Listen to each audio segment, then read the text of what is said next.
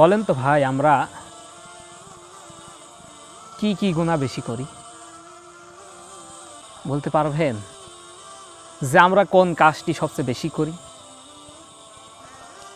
আমি একটা বলি যে আমরা সবচেয়ে বেশি কাজ ওই কাজটাই বেশি করি, মানুষের সমালোচনা, মানুষের নামে গীবত করা। আমরা বেশি এই কাজটা আমরা বেশি করি। আল্লাহর নবী হাদিসে বলেছেন যে দুইটা কারণে মানুষের কবরে আযাব হবে। একটা কারণ বলেছে যে সে পবিত্রতা সঠিকভাবে অর্জন করে না, ইস্তেনজায় যায়, পিশাবের ছিটাফিটা থেকে সে নিজেকে রক্ষা করে না, সাবধানতা অবলম্বন করে না, এই কারণে তার কবরে বেশি আযাব হবে। আর একটা বিষয় বলেছে যে 2 নম্বর কারণ বলেছে যে গীবতের করার কারণে মানুষের কবরে আযাব বেশি হবে। আমরা সব সময় মানুষের সমালোচনা করতে ভালোবাসি, আমিও বাসি, আপনিও বাসেন ভাই। এই সমালোচনা করে কোনো দিন আপনি তার ক্ষতি করতে পারবেন না। এই সমালোচনা করে আপনি নিজেই নিজেকে ক্ষতি করতেছেন। হাদিসে পড়েছিলাম যে কিছু সাহাবী, এক সাহাবী ঘুমাচ্ছে, সেই সাহাবীকে বলতেছে কি ঘুমায়, তার নামে বিভিন্ন সমালোচনা করতেছে। সে ঘুম থেকে উঠেছে, ওঠার পরে ওই সাহাবীরা ওই সাহাবীকে বলতেছে যে আপনি নবীজির কাছে যে আমাদের জন্য নাস্তা নিয়ে আসেন। তখন নবীজির কাছে গিয়ে বলতেছে যে আমাকে অমুক সাহাবী পাঠিয়েছে আপনার কাছ থেকে নাস্তা নিয়ে যাওয়ার জন্য। তখন নবীজি সাল্লাল্লাহু আলাইহি সাল্লাম বলতেছেন তারা তো নাস্তা খেয়েই ফেলেছে, তাদের কিসে, তারা তো নাস্তা নিয়েই নিয়েছে, আহার করেই ফেলেছে। সাহাবী চলে এসে তাদের কাছে বলতেছে যে আপনারা তো নাস্তা করেছেন, আল্লাহর নবী বললেন। তখন ওই সাহাবীরা আল্লাহর নবীর কাছে গেলেন, যাওয়ার পরে আল্লাহর নবীর কাছে বলতেছে আমরা তো নাস্তা করি নাই। তখন আল্লাহর নবী বলতেছে এই সাহাবী ঘুমিয়েছিল, এই সাহাবীর নামে তোমরা সমালোচনা করছো, তোমরা যে সমালোচনা করছো এটাই তোমাদের নাস্তা। কোরআনের ভিতর আল্লাহ বলেছেন যে সমালোচনা করবে, গীবত করবে, সে তার মরা ভাইয়ের গোস্ত পানাহার করলো, আহার করলো। এখন আপনার কাছে একটা প্রশ্ন করব যে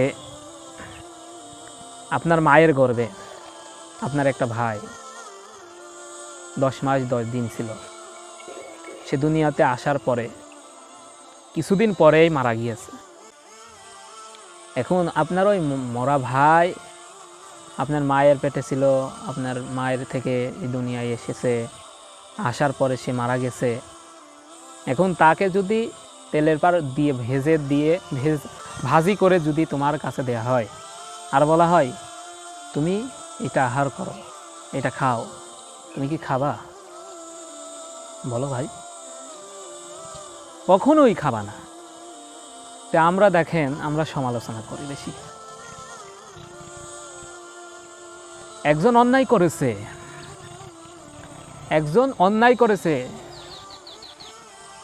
করেছে, গুনার কাজ করেছে, একটু গোপন রাখো ভাই। আল্লাহ নবী বলেছে যে মান সাতারা মুসলিমান সাতারাহুল্লাহু ফিদ দুনিয়া ওয়াল আখিরাহ, যে মুসলমান অপর মুসলমানের দোষ ত্রুটি গোপন রাখবে, আল্লাহ তাআলা তার দোষ ত্রুটি সেই দিন গোপন রাখবে। কে রকম দোষ ত্রুটি গোপন রাখবে একটু মনোযোগ সহকারে শোনেন ভাই। আপনি নির্জনে গিয়ে গোপনে একটা পাপ করেছেন, বিশাল পাপ, অন্যায় কাজ করেছেন, আপনি জানেন, আল্লাহ জানেন, তাছাড়া আর কেউ জানে না। এই পাপটা আল্লাহ তাআলা সেদিন মাফ করে দেবে। এই জন্য বলতেছি ভাই, সমালোচনা বাদ দেন, মানুষের পিছে লাগা বাদ দেন। পিছে লেগে কেউ আগে উঠতে পারবে না।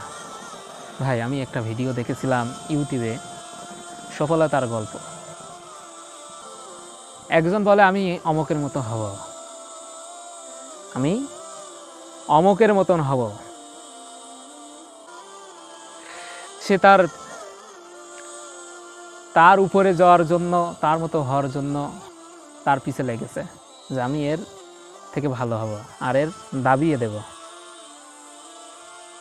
তার দাদার কাছে বলতেছে যে তার নামে সমালোচনা করতেছে, খারাপ কিছু বলতেছে, আমি তার উপরে উঠবো। তার দাদা বলতেছে যে এর উত্তর আমি দেব। আমার সাথে বাগানে চলো। একটি বাগানে যাওয়ার পরে ওই বাগানে অনেকগুলো গাছ আছে, আম গাছ, জাম গাছ, নারকেল গাছ, বিভিন্ন রকম গাছ আছে। ওই গাছগুলো দেখায় বলতেছে যে আম গাছ কি নারকেল গাছের মতন হবে? সে বলতেছে না তো। আম গাছে কি নারকেল ধরবে? না, ধরবে না। আম গাছ আম গাছই, নারকেল গাছ নারকেল গাছই। তো এইভাবে তুমি কখনো তার মতন হতে পারবে না, তুমি তোমার মতন হও। ওই গাছের উদাহরণ যে তুমি আম গাছ কখনো নারকেল গাছ হতে পারে না। ভাই তুমি তার মতো হতে পারবা না, তুমি চেষ্টা করো তার থেকে ভালো কিছু হবা। এই জন্য বলতেছি ভাই, কারোর পিছে লেগার দরকার নাই, কারোর সমালোচনা করার দরকার নাই। নিজের সমালোচনা করেন, নিজের পিছে লাগো যে আমি কি অন্যায় করেছি, কি পাপ করেছি, সবগুলো ভাবো আর আল্লাহর কাছে মাপ চাও। আল্লাহ তো তওবা কবুলকারী, আল্লাহ ক্ষমাকারী, আল্লাহ ক্ষমা করতে ভালোবাসেন। আসুন আমরা আল্লাহর কাছে ক্ষমা চাই নিজের পাপের জন্য। এই ভিডিওটি যদি ভালো লাগে তাহলে ভাই ভিডিওটি ইসলাম প্রচারের সাথে ভিডিওটি শেয়ার করে দেন এবং আমাদের সাথে যুক্ত থাকতে আমাদেরকে ফলো করুন এবং সাবস্ক্রাইব করুন। আসসালামু আলাইকুম ওয়া রাহমাতুল্লাহ।